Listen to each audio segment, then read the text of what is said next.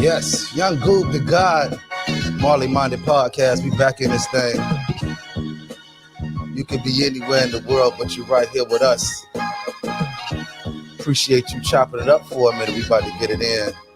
Welcome back, season 2, episode 2, Marleyminded podcast. I am Young Goob the God. We jumping off in this thing. Once again, we appreciate your attendance in this particular event that we having tonight. It is, what is this, the 8th or 9th of September, to be exact, the 9th, whatever. Yeah, the 9th of September. Welcome, ladies and gentlemen. Tonight on the Marleyminded podcast, we have something very special for you. Once again, it's going to be me, Young Goob, the God in this thing with no shirt, just because I don't feel like putting on a shirt. That's how we rocking this thing in season 2, all of season 2. Hopefully, we'll be joined by a few of my friends. Once they hit the link, we'll throw that thing on in. We got a few topics that we're going to be jumping in tonight. We're going to be talking about a lot of things, well, a few things that have been going on around this world. First of all, we're going to talk about the great Michael K. Williams and the unfortunate passing of that young brother earlier this week, and how kind of like these celebrities have been falling into uh, situations that have been going on forever, but it's our turn to feel it in our generation. So that's something that we're going to tap into. We're also going to tap into kind of the hip hop side of things. This old college level, I'm talking about college level boy. I'm mixing them together. Certified level boy versus Donda. Like, is any of which one is better? Is any of them good? Is one great? You know what I'm saying? Are they receiving proper hype? Are they not receiving hype? We're going to talk about that. And then we're going to kind of see where else this thing takes us. I got a few ideas that we're going to be popping off. But without any further ado, I'm going to bring my co-host into this joint. I believe one half of the Tones is here. We got Tony Vias from and this joint. Welcome. What's happening? My dude. Chilling. Yes, welcome back. How you feeling today? I actually feel amazing. That's what's up. You have to turn that down in the background, or we're gonna get hit with the licensing on YouTube. None of it ain't gonna make it out. Yeah, but we got a plan to do just that. You know what I'm saying? As long as we do it in breaks and intervals, you know what I'm saying, and we talk over it, but it'll not want us out while we talking. So we're gonna work it in. But once again, my dude is feeling amazing. Greatest of all time, obviously representing your boy Young Goob the God. Yeah. I know he ain't walking around with a picture of me on his shirt, but That's good old Ali. you know what I'm saying, one of my brothers in the GOAT game. You know what I'm saying? So we're gonna go ahead and dive right into this situation, kind of see what leads us off. And early this week, I forget what day exactly it was because days are running into each other, you know. We lost the brother Omar from the Wire, Michael K. Williams, uh, Chalky White, you know what I'm And saying? All type of Tuesday. I think it was memorable Tuesday. characters he was playing. Yeah, Tuesday. A lot of memorable characters that brother played. And if you have not seen The Wire, make it your business to sit down and put that in your TV watching schedule. We might even make a series on some of these things that y'all need to be watching, kind of, watch them with you, you know what I'm saying? Create something. But Michael K. Williams recently fell into what seems to be a situation that has been happening for years. It's not anything new, but it's time for us, for the people who have impacted us, to have these things happen to them. So, you know what I'm saying? We recently had DMX. We had from Digital Underground. His name slipped in my mind. Shock G. Shock G, the one who took the satins off your panties. You know what I'm saying? We had a number of these things. Mac Miller. We had all kinds of overdoses as a result of what felt like a good time at the time from people who did have addiction issues, but weren't doing anything that killed them before. But all of a sudden, this situation killed them, and it's a product of the commercial drug industry, with things like fentanyl can get put into circulation, into a game that people thought they was having fun. Now they really playing Russian roulette even more than ever. And it seems like many celebrities are falling a victim to this particular situation. And you would think that they would be the ones who would get their girl the best. You know what I'm saying? They wouldn't be falling to this, but it's doesn't seem to be the case. Now, I'm sure, even though I'm not informed on these numbers, but I'm sure non-celebrities are falling at relatively similar rates. But I don't hear that. I hear what I hear. Uh, do you see it as a situation, like an epidemic of it, or do you see it as something that it's just a turn of the? It's kind of like a part of the game when you're dealing with somebody who's still trying to overcome addiction issues. I think I think for the most part, it's like with anything. I think we had a time where people just trying to, make as much money as they can off a shitty product. Um, obviously drugs are shitty products anyway. You know what I'm Right. saying? Like relative to what you're talking about. Like if you're talking about marijuana, if you're talking about weed, you're talking about hard drugs though. You're talking about cocaine, crack, whatever that is. If you're talking about that, and I know everybody done heard the term stepped on, stretch, whatever. Um, it's like with anything. It's like with retro J's. You know what I'm saying? You trying to increase your dollar, but the product is not the same product you bought 20 years ago. You know what I'm saying? It looked the same. It got the same characteristics. It may even make you feel the same. Like you get that nostalgia when you put on a retro pair of kicks or whatever. But then when you wear them for a while, you start to realize that the quality ain't the same. Oh, you see it as soon as you get them for a lot of them. For a lot of them, you still But see glue it stains takes and shit no like time. that. And Yeah, that's kind of like what's knocking the people down. So yeah. they get it. It's like, oh, this is what the party was. So I think it just come down to people trying to maximize their dollar, but providing a less quality product. If you want to use it, Deadly if you want to product. use it, huh? A deadly product. You know what I'm A saying? daily, a daily product, but a product that the majority of people been using for years. Like they say, it take a lot. You don't OD on crack, or in Mike Williams' case, they said it was heroin. Um, which obviously, that could happen, but um, I just think it's more so, like greed. People trying to maximize their dollar, but they're not giving you a quality product. And then unfortunately, when it's sneakers, you may be out a couple $100. But when it's drugs, what I'm saying, you're gonna lose your life. You know what I'm saying? That's the caveat. Yeah, that is the true caveat that like certain lanes that you play in have a higher opportunity cost or a lower opportunity cost, however you want to look at it. I see it as a higher opportunity cost for participating in that situation if the rules change. You know what I'm saying? And in the cannabis world, the rules change to a certain degree. It's not going to affect you the same way if it changed in the heroin world, Lord knows. Definitely in the that cocaine world. But it's like it's very sad that people who have high artistic levels succumbing to this thing, and then you hate to say like they robbing us, like they owe us something that we was deserving of something, or it was more of robbing them of their ability to do what they was trying to do. And it's like when it's happening in your time span, and it seems like it ain't never like it's as bad as it ever been. You know what I'm saying? It's just like an epidemic of it. You know what I'm Mm. saying? But once again, I always try to relate things in a larger scope and like, yo, this stuff is nothing is new under the sun. You know what I'm saying? To try to monetize the overly monetized products, to change them up in order to get stuff out of them. None of that stuff is new. People have been bucking forever and they're gonna keep bucking. It's gonna be able to like you say, stretch and step on some things in order to still get what you're trying to get. Even my paper towel has been stretched. You know what I'm saying? They are obviously smaller for the same price. For more. You know what I'm saying it's like it's shrinkflation. Inflation is when you increase the price of a product and don't change it at all. But shrinkflation is when you keep the product price the same, but you change the quality or the size or something about the product in order to keep your ROI the same. You know what I'm saying?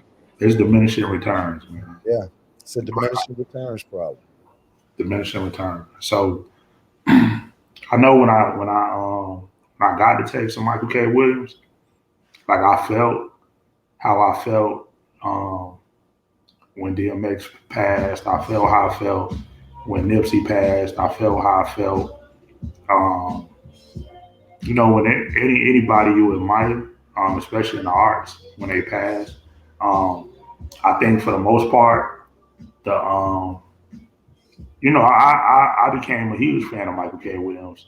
Obviously from The Wire, that was the first time I had seen him. As Omar, but like you say, Chalky White, Boardwalk Empire. You know what I'm saying? And then just most recently, like me watching Lovecraft Country, and getting into that, and also just understanding that when he played a role, he played it to death.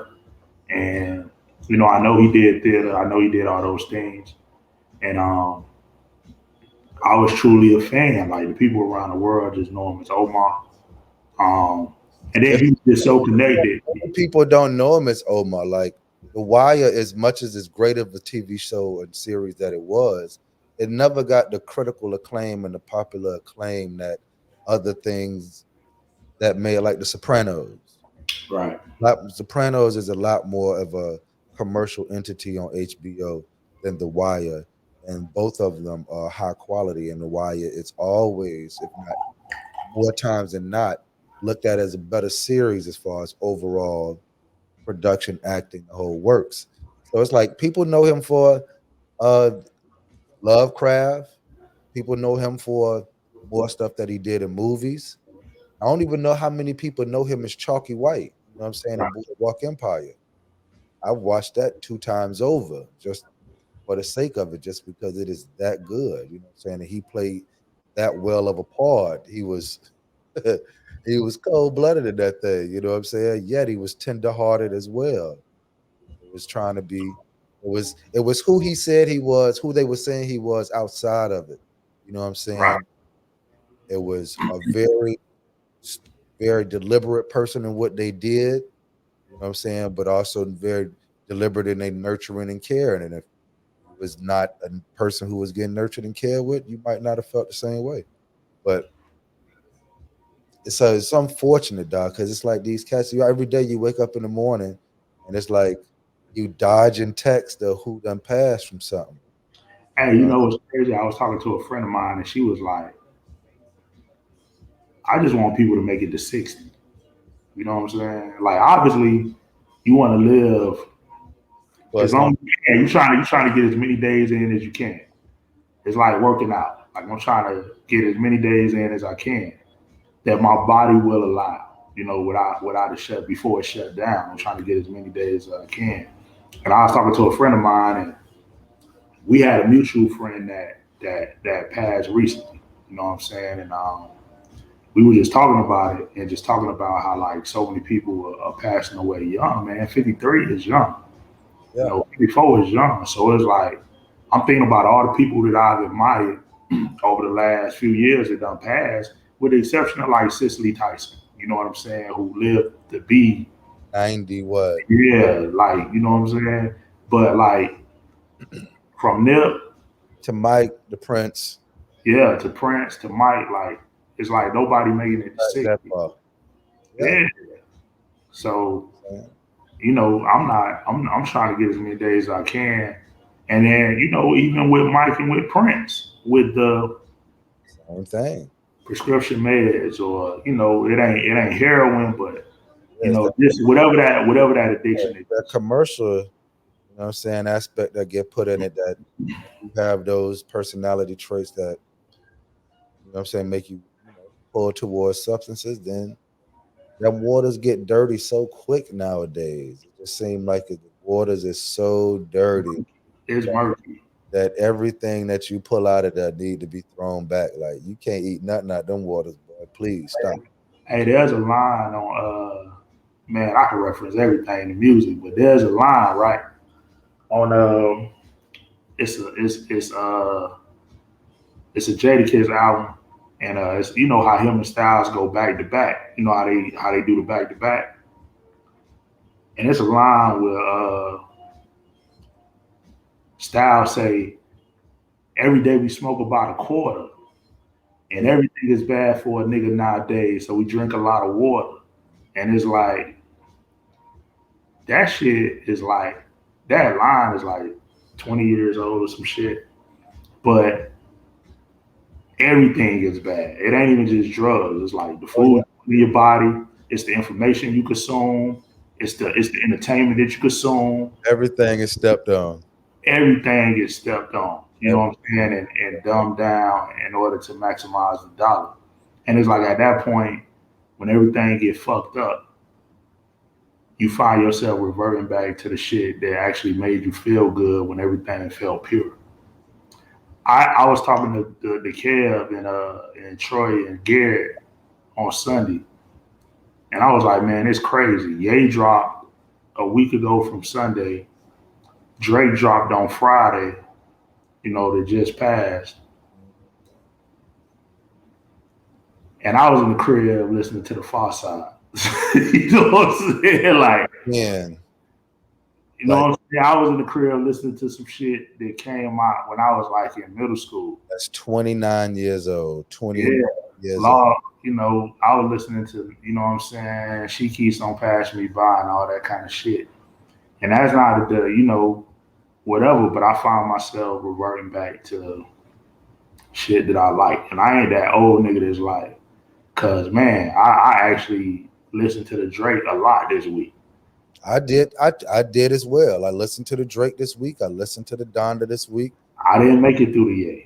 I didn't make. I don't know if I made it through the Ye or the other one because so much of it felt. I don't want to say the same, but it just wasn't so dynamic that I knew that I was done.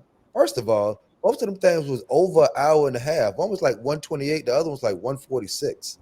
Yeah, After they just long. dropping 7-track albums with 3-minute songs, 2.5-minute songs for a summer, you come out with a movie. Like you think you motherfucker. I Them with niggas, yeah, that boy dropped a church movie on us. And it's it's not a bad album. Speaking of Donda, it's not a bad album. I feel a lot of the Kanye that I want to hear. I feel a lot of new Kanye that people don't appreciate that I like, but I also feel a lot of purposeful trying to say something that don't necessarily uh connect or right. wasn't executed. Feel, I don't want to say feel authentic because I ain't trying to. I know I'm supposed to be making hot takes on this thing and be like you fronting and you lying, but that ain't my nature. I can't even sit up in there. I can just tell you how I feel. It just don't feel as authentic as like the stuff from earlier. Not that I want the old Kanye. I want authentic Kanye. No matter what Kanye say, I am a Kanye fan. You know what I'm saying? People talk shit about Kanye because they feel he's some type of weirdo. He's super uber confident. You know what I'm saying? I feel the same way about myself. I just don't do it how he do it. But The this line, I think I think what turned a lot of people off. I think what turned a lot of people off about Ye, and I'm a Ye fan for sure. But the lines get blurred between confidence and arrogance. Um, that's an interpretive thing. That's what people. yeah, the That's line, like, yeah, it's perception.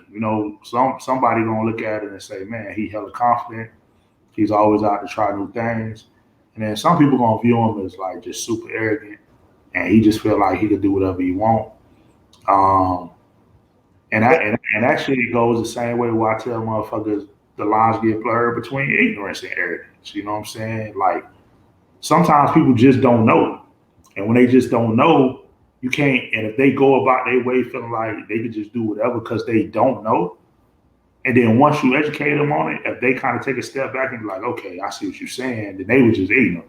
But once you educate them on it and they don't take a step back and they continue to do what the fuck they want to do, then that's arrogance. I don't have the luxury of having personal conversations with these people or being in a place like that to kind of determine if it's ignorance or arrogance. And I don't really give a fuck. no, I don't. But I just know that society as a whole, they have these perceptions of, that motherfucker just arrogant. And it's like when I watch old interviews and I hear when Jay talk about his uncle and how his uncle tell him, you can't sell a million records, and then I fucked around and sold a million records a million times, and how people project they insecurities on you, and he has a thing where he says like a motherfucker tell you that you can't do that, and it's like nah, you can't do that, Right. you know, and people will project that shit like because Kanye has the confidence to do what he feel like he want to do. He has the freedom. I don't even say confidence. I would more say freedom. Because when you free to kind of do whatever the fuck you want to do, the confidence is just a byproduct of that. Now, I would say all of this freedom that we spoke of is not given to him by anybody, or given freedom is not given to you by anybody. Nobody frees you. You free yourself. You can be locked up in the box with thing. You can't stick your arms out past your shoulders and be free. You know what I'm saying? Free is not obtainable by somebody else's permission. So freedom that we speak of is him not really caring uh, what people are going to have to say about his process and product. He want people to appreciate it in the end, but in order to get it, you got to go ahead and let me be free. Now, what come out on the other end, if you don't like it, you don't like it. That is your freedom.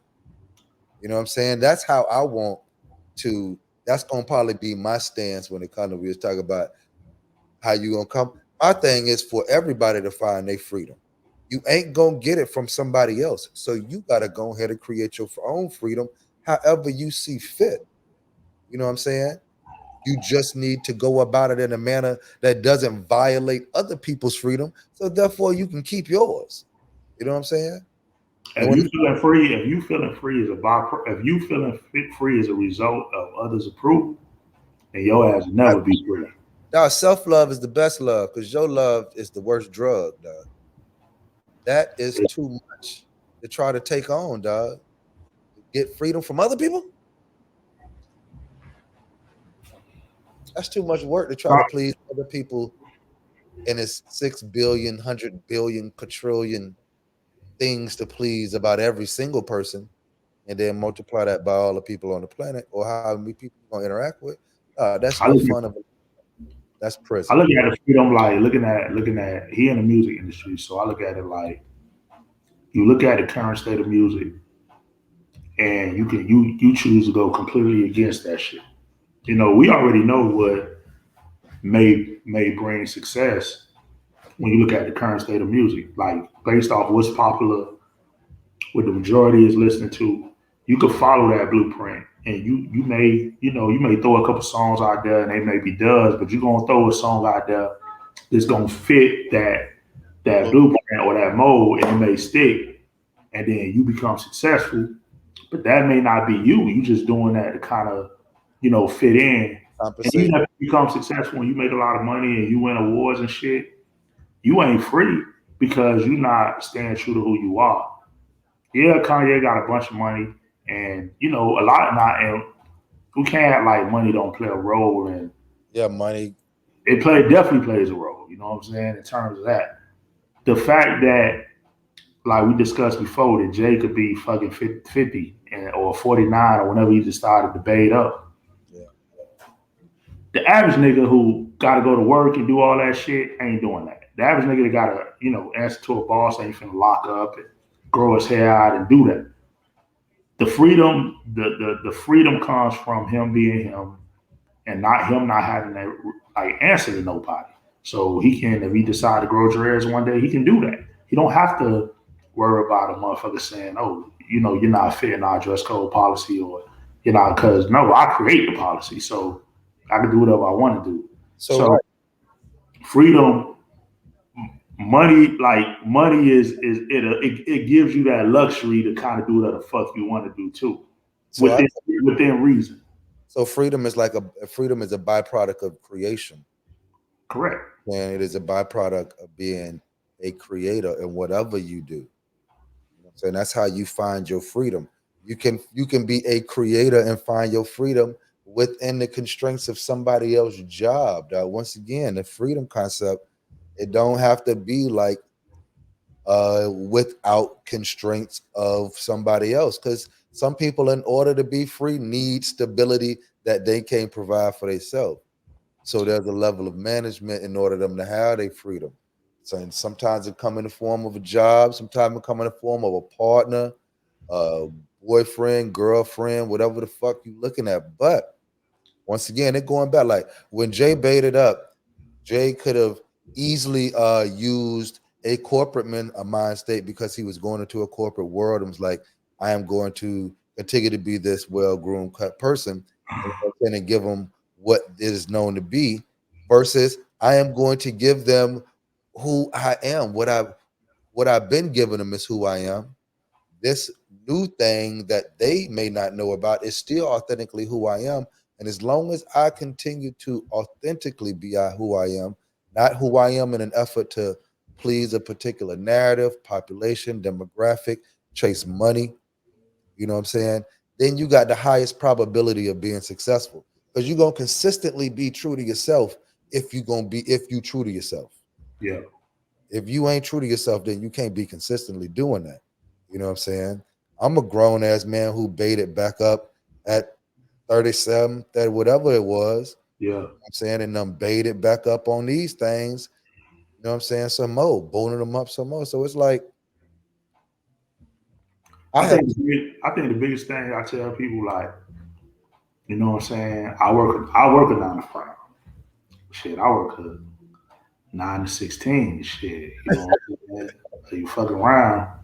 But like I be trying to tell people, like, a lot of people be like, man, they let you do what you want to do. Like, you know, at a gig, like they kind of let you do what you want to do. And I'm like, yeah, because I go to work and I do what I'm supposed to do. So when you do what you're supposed to do, them credits gonna let you do what you want to do. yeah, Nah, bro. Just nah, just to yeah. I just nah. I also like try to tell especially people that look like us because we don't have the luxury of being white. You know what I'm saying? We're like we don't have that luxury. I wouldn't even call it ain't a luxury to me. I'm just talking about the luxury is being black. That's the luxury to me. But I'm saying the benefits that come along with being white. Yeah, the white privilege. We don't have that. So I pretty much tell people like you got to kind of establish who you are from the dope. Like if you go into a new job or any new situation, it don't have to be a job. It could be whatever. You go into any new situation, you got to establish who you are from the dope. Like you can't go into this shit trying to be buddy buddy with motherfuckers. You can't go into this shit.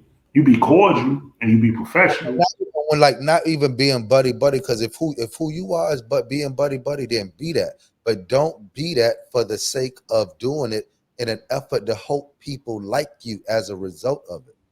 Right, Like, because I don't give a fuck who yeah, like you know what I'm saying? Like I can't help who like me or who don't like me. You know what I'm saying? All I can do is be the best representative of me for people who do like me, the most authentic. So when they do see that, they be like, there it is. And every time they see it, like, there it is again. Boom. And again. but I also understand that people who do like me, it's gonna be times that they don't like me. And them times that they don't like me, All that is your business. yeah, but the times that they don't like me, they already understand that's who I am from the jump. So they just having a moment.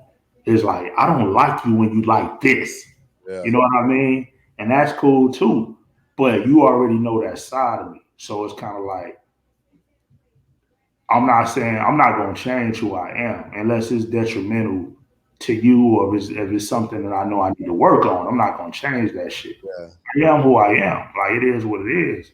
If I do anything to offend you or whatever the case may be based off me being who I am, I then tell I take responsibility for that and I check myself and I'll reset and I'll come to you and I'll own it and I'll apologize and I'll do what I need to do. But if it's just a trait that you just don't like, but that's nah, I'm not changing that.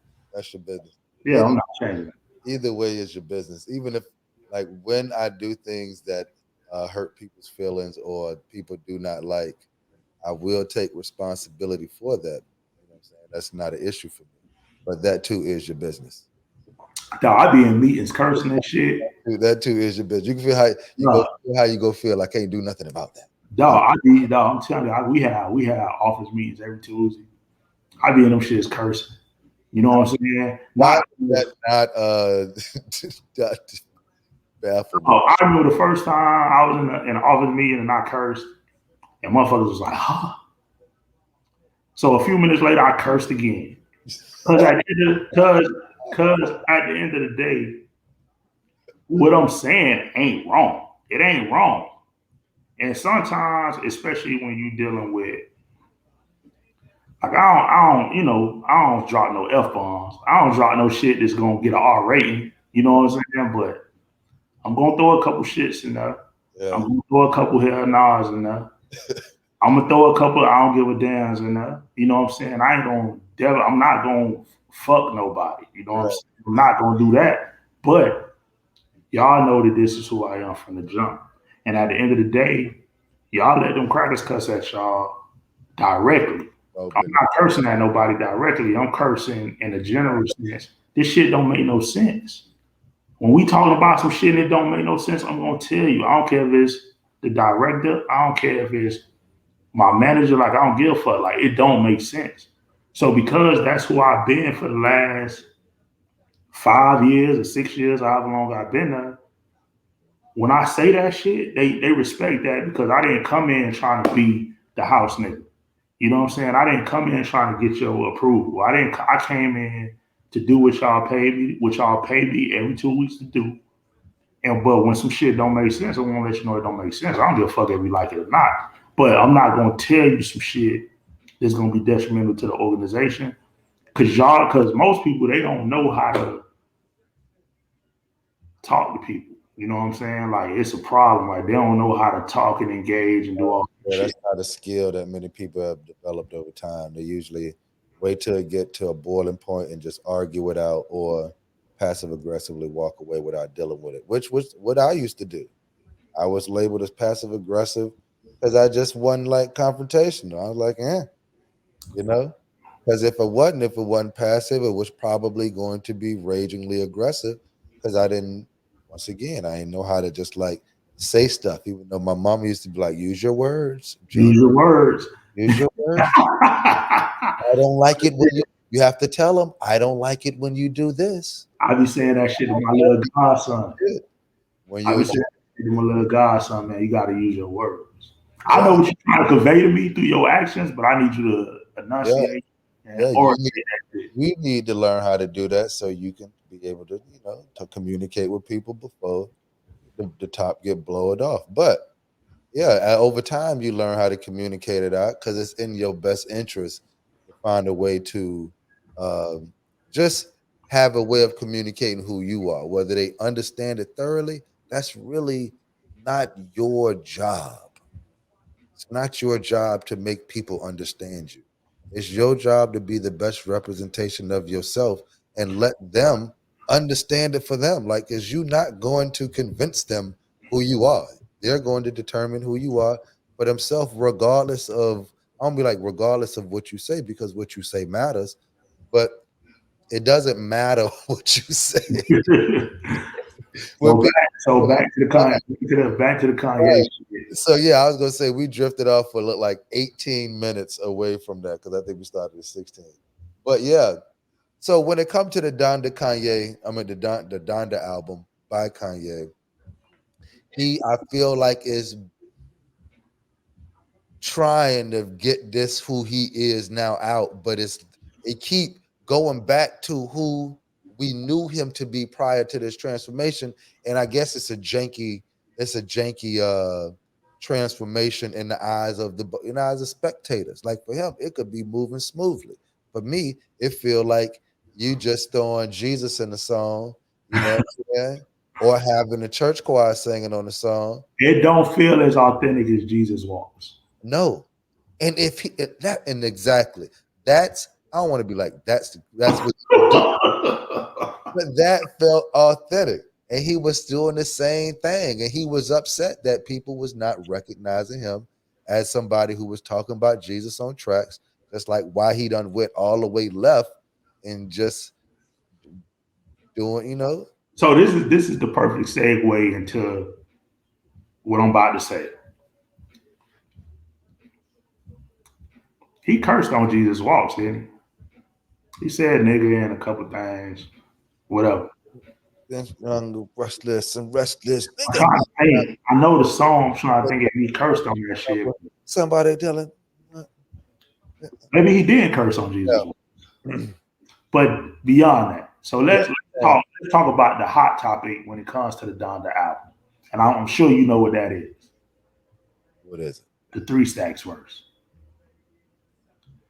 and I know that touch your soul. I know you heard it.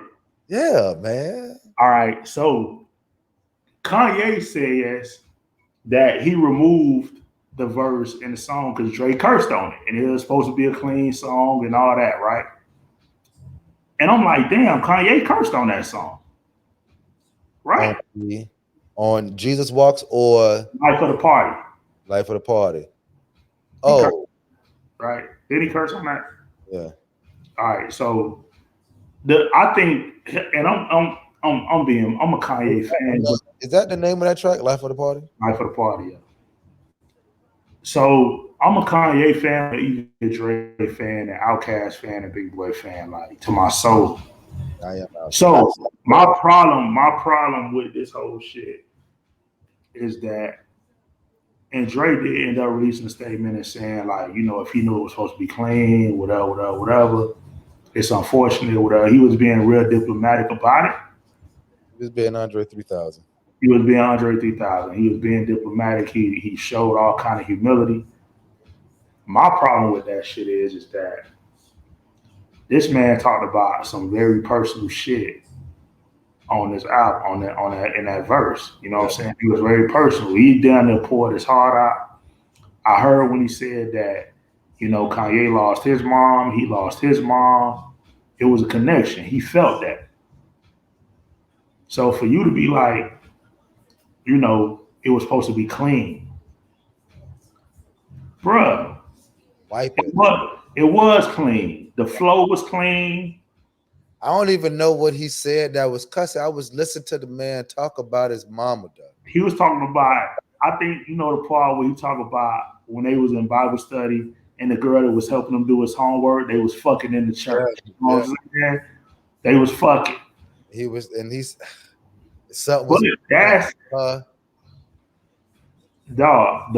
I really the more the biggest thing for me is that you get somebody to talk about the death of their mom, the death of their dad. Him feeling like his dad, was ashamed because his mom gave him her last name. He got very personal on that. Yeah. And for you to be like, you cursed on it.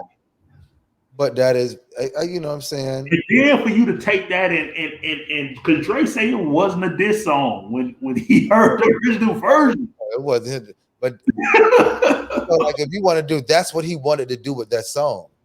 It wasn't, in my opinion, like when it comes to Dre not being on that song and they got nothing to do with cussing, he wanted to be a diss track to Drake after he had whatever he had going on with Drake. You know what I'm saying? He just wanted to have a diss. He wanted to turn it into a diss track. But you tell me that you want that to be a diss track, so Drake could have humbly bowed out and be like, I don't want to be a part of that.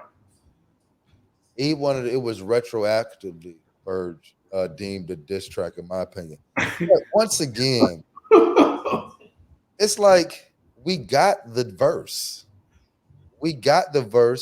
And the verse is a bigger topic of conversation than the album. The song on that album or the album itself. Like that verse had to be released in an effort to keep the album afloat because it was more conversation about what it wasn't versus what it was. So what was the motive of Drake releasing that though?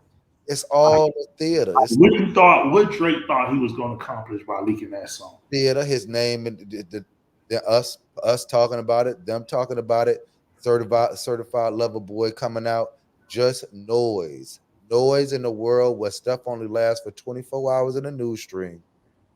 It's you need if you're doing that type of stuff, you create noise. You know what I'm saying? You create a noise, then boom, certified lover boy drop. And now he too sexy for his clothes. When I actually like that song. know what I'm saying? For me, I'm all into the sexy world. I'm living in the sexy too every day. So once I heard him say that, I knew I like culturally he pushes culture. So now sexy is going to be cool. Dudes who make like I heard somebody this weekend, my homeboy was saying that he was like, what this is niggas talking about they sexy and do. Niggas have always wanted to be sexy, whether Yeah, they wanted to say it themselves or they wanted other people to say it. Niggas don't walk out and be like, I just want to be grimy and dirty. If you do, then you probably are. yeah. You know what I'm saying? But 9 times out of 10, there's a certain level of sexy that you're trying to meet. You probably ain't gonna be overtly like, I'm too sexy for my shirt, even though Young Goob the God is too sexy for a shirt for the season 2. So, but I'm rolling with the kid on when it come to that. You know what I'm saying? But very similar to the Ye album.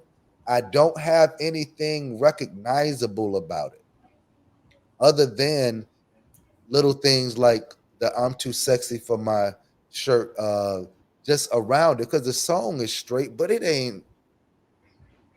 It's I just ain't gonna lie. When I listen to the Drake, when I first hit play, Champagne Poetry is that shit is when he great. do that, right. When he do that, he That Andre shit is nephew. that brittle path where he going to fuck off, dog. If and we talked about this. If Drake could focus, if I ain't gonna say if he can't focus, but if he was to just focus on making like a rap album, But if he just made truly a lyricist album, he'll have a dog, classic lyricist album. that Champagne Poetry is. Yeah, I love that shit. I love the brittle path. I love the shit what he's spitting on. I love the shit that he rapping on. Cause even when he rap on off the Nicki Minaj, Beat Me Up Scotty, that Seeing Green with him, Nicki, and Wayne.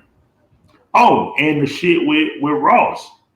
You only live twice with him and Wayne. It's like, bro, even though Wayne ate that shit up, like yeah, he had to go last because he killed it. But it's like the album was flowing, and it's like every time Ross come on any album, it immediately becomes a vibe, right. and that shit became a vibe. I got to go back and listen because that song don't I like I can't pull it back and like oh yeah the Ross song or like the Wayne song it don't pull me back but I do know the Wayne verse like I could hear the Wayne verse on the Tyler Creator song Creator album in my ears Tyler, the right Tyler now. Creator album is great. Yeah, like though that album and like I said the Isaiah Rashad album, those 2 albums I'm like which one is the best album of the year right now?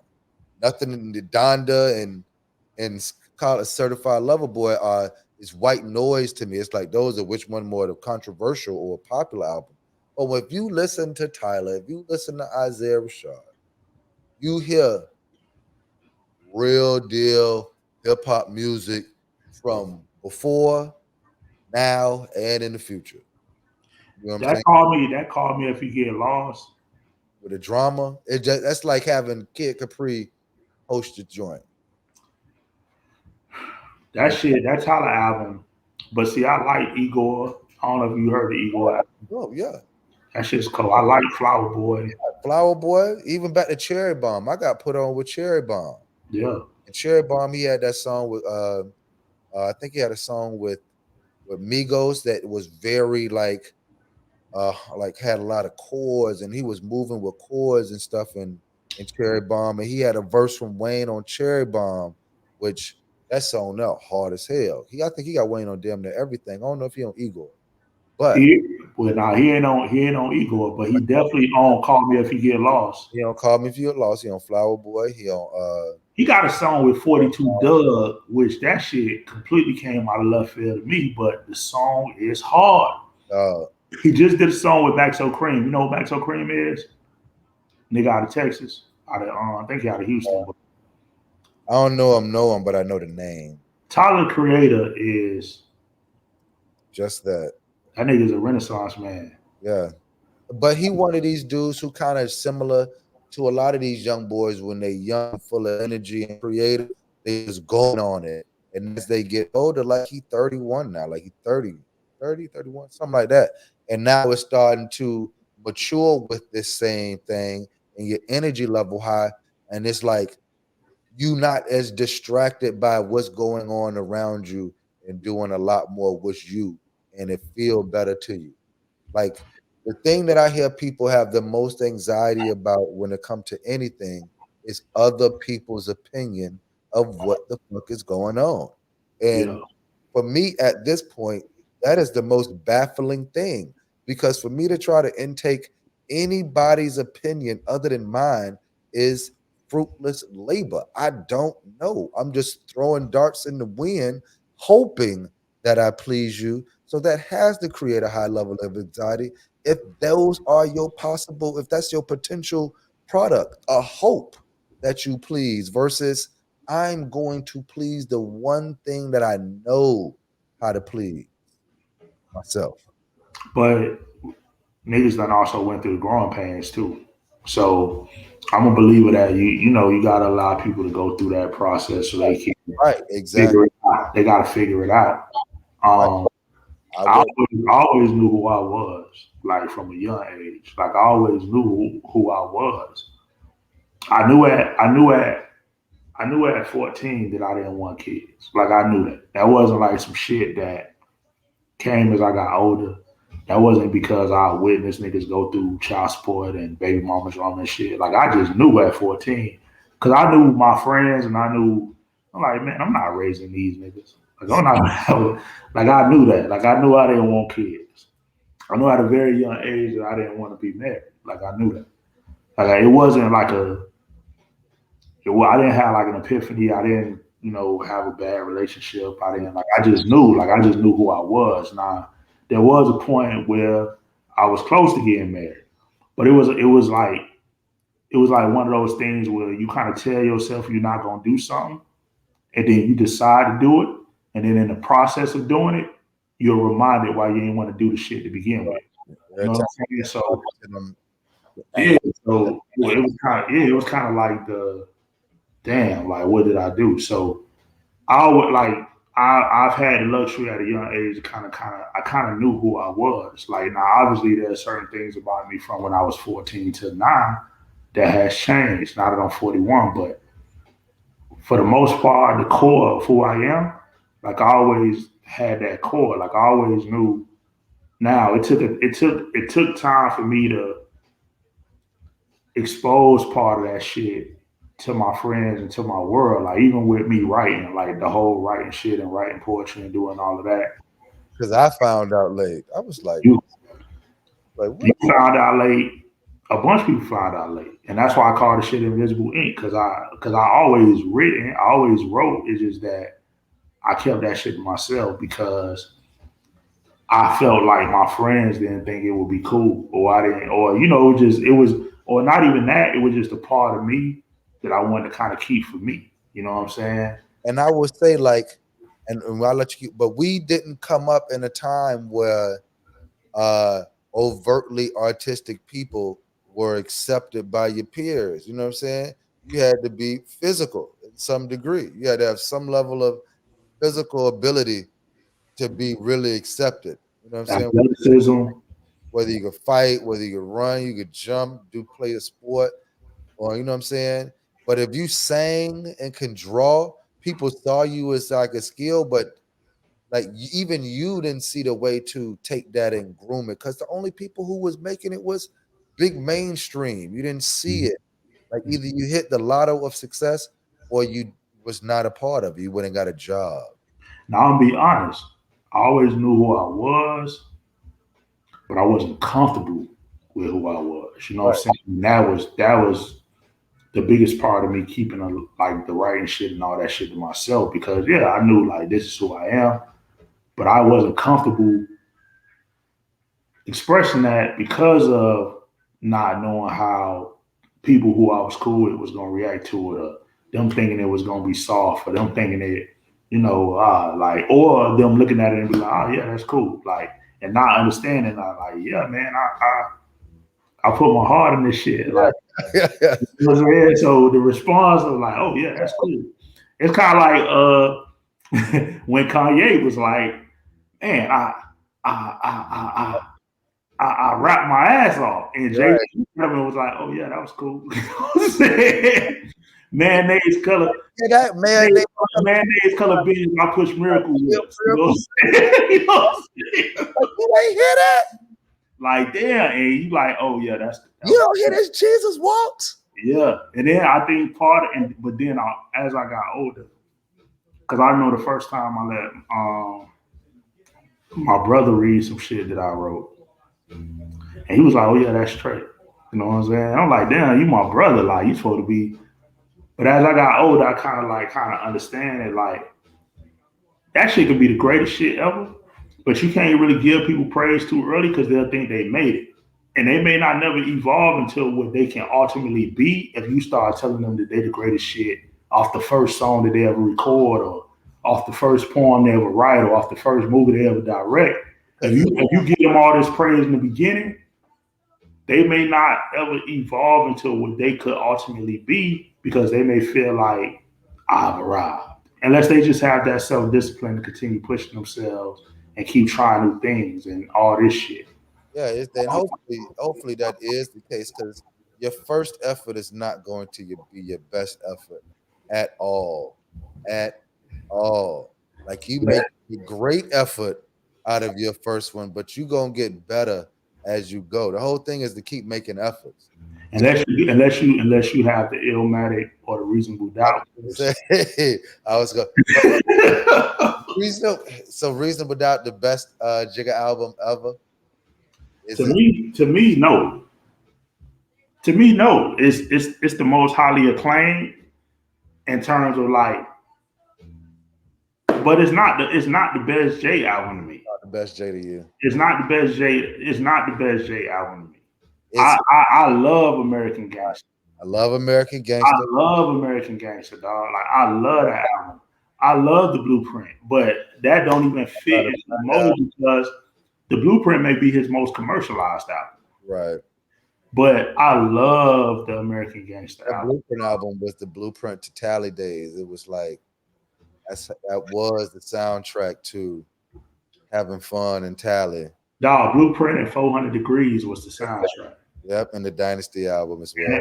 And I was gonna say, I love the Dynasty album. You can't forget about the Dynasty album. Dog, that song you understand is like. Yeah, it was a hell of a world that we was growing up in, full of. So I was just talking to my cousin about this shit. We was literally just talking about the Dynasty album, and it came up because I was like, damn, if nothing else, the opening tracks on Drake albums are amazing. Like fucking the opening track with Champagne Poetry on is the opening track, Nothing Was the Same, like on the album Tuscan Leather, is great. Talking about that one. That one. On the Dynasty, when Jay started that shit off, the theme song to The Sopranos plays in the Kid Life on My Mental Piano. I Got a Way of Seeing Life like Stevie Wonder with bees over the do-rag. Intuition is clear even though my vision is impaired. Yeah. I think the intro to the Dynasty album is probably one of the greatest intros ever, dog. I am going there now. Go to the album. Knowing that I could go just switching the spell on the highway of life, soon to sharpen my sight. Oh, keen senses ever since I wasn't feeling like this was mission. He would turn green. I remember when this came out, dog. If Chubb adventure is not worried about I'm breaking temperatures below zero. No hero, no father figure. You got a partner, nigga. But I'm starving, my nigga. And the weight loss from my heart is starting to dock my heart. About to get to my liver. Watch it, my nigga. I'm trying to be calm, but I'm going to get richer by any means with that thing that Malcolm palmed in the picture. Yep. Never read the Quran or Islamic scriptures. The only songs I read was on the arms of my niggas. Tattoos, so I'm going to carry on like I'm non-religious. That's all day tomorrow. Bruh, clap whoever stand between Sean and Figures, niggas. Hey. The dawn, but I'm superstitious. Ooh, yeah. That nigga blacked out on that intro. Yeah. And also the intro on My Life and Times Volume 2 and the outro. Yeah. And When that nigga say to Mike Jordan to rap outside Jay working, now watch how quickly I drop 50. The double entendre, the 50 disc, and the Michael Jordan reference, that shit was the Mike Jordan to rap outside Jay. My jump shot and Jay-Z, the man is working. Now watch how quickly I drop 50. And then there's an actual conversation when niggas talking about some Drake surpassed Jay. no, that's not a conversation. That's not a conversation.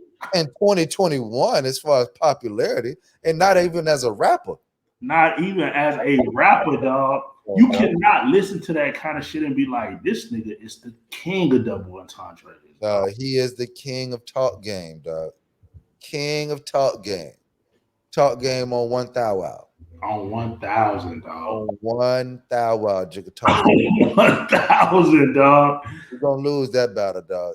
You're gonna lose that battle. I don't even understand. I'm like, bro, what like as you said, it's not a conversation. No, it's not a conversation. It's not a conversation. That shit is not a conversation. Like for me, like the conversation when it comes to like just putting your mouth to this microphone and going in is Andre 3000 and Jigga. You know what I'm saying? Just this nigga Fabulous made a comment. Death with me. This nigga Fabulous made a comment about the Andre 3000 verse, right? This nigga said, listening to 3000 rap is like watching Bob Ross paint. Yeah. That shit is effortless. Yeah, make it look so simple. Little. I tell people I'm the Bob Ross of CrossFit. I be coaching the class. I do the thing. I show them how to do it, and I'm like, all right, it's your turn. Here's step one. Do this, and it look like a baby deer. Hey, we get a chance to watch that Bob Ross documentary on Netflix. Did I see it? Oh, I ain't see it. I didn't know if I seen it. The afro wasn't even real.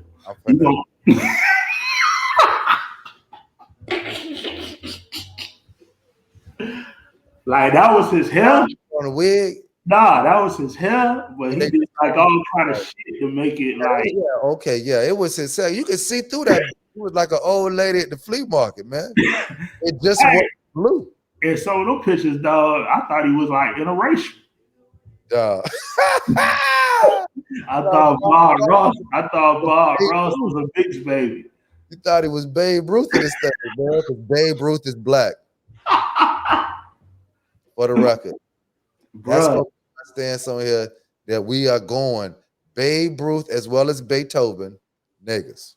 Hey, when you watch the Bob Ross documentary, it get kind of dog, which is weird.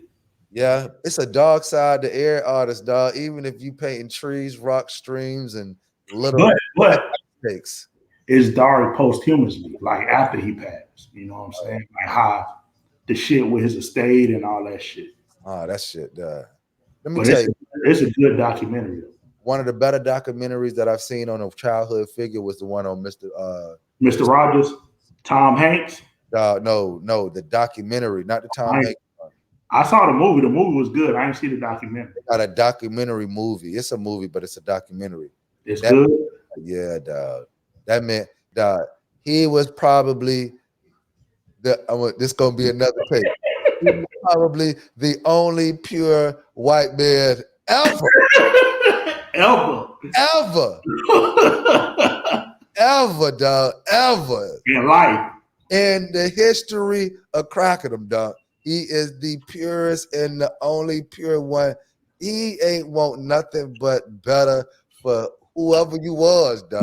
I believe that about Mr. Rogers, dog. Like it wasn't a facade. Dog, it wasn't no. You ain't gonna be no stories coming out about they canceling Mr. Rogers in the future. You can wait 1,000 years and have virtual. You could go back and rerun his life every day. I believe it ain't nothing but sweater taken off and sweater put though, the shoes put though. That man there ain't want nothing. The man was doing puppet cat. You might have thought he was a weirdo. He was just trying to express love. He was like, I'm gonna make other motherfuckers so I can talk as many love notes as possible. Hey, I ain't gonna lie. When I was a jit, I was like, Mr. Rogers come off like a petter. He was, hey, you watch Mr. Rogers till you're old enough to be like, hold on, man. Hey, he's trying to lure me in. Please, won't you? That's too much begging, man. I beg both. I'm telling me all that asking, then you get you in trouble, man. But watching that thing, Doc, he was begging people to love each other. He was Yeah. like, man, just be nice. Just be nice. But I'm gonna watch the Bob Ross joint. I'm definitely gonna watch the Bob Ross joint. It's to the point where, Melissa McCarthy, bridesmaid, all that. They released a statement this week saying, man, we wasn't trying to make, because she was one of the producers. Okay. She was like, we wasn't trying to make like a hit. We wasn't trying to. The controversy that has come behind the documentary, that wasn't our goal. But they like doing the process of doing research and shit. All kind of shit came out. Yeah, dog.